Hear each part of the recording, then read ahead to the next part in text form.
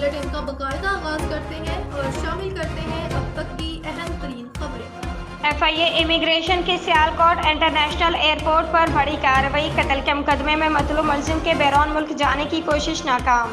मुलजिम flight number G9533 के जरिए सऊदी अरब जा रहा था। सियालकोट से हमारे ब्यूरो चीफ मिर्जा शाहिद बेग की रिपोर्ट के मुताबिक FIA इमिग्रेशन ने सियालकोट इंटरनेशनल एयरपोर्ट कार्रवाई करते हुए कत्ल के मुकदमे में मतलूब मुलजिम की बैरून मुल्क फरार होने की कोशिश नाकाम बना दी। मुलजिम जमशेद मोहसिन को इमिग्रेशन क्लियरेंस के दौरान मशकूक पाया गया। मुलजिम का नाम स्टॉप लिस्ट में शामिल था। मुलजिम के खिलाफ थाना मंगोवाल गुजरात में कत्ल का मुकदमा दर्ज था। मुलजिम को बादशाह मुतल्लिका पुलिस हकाम के हवाले कर दिया गया। FIA तर्जमान के मुताबिक मज़ीद तफ्तीश जारी है।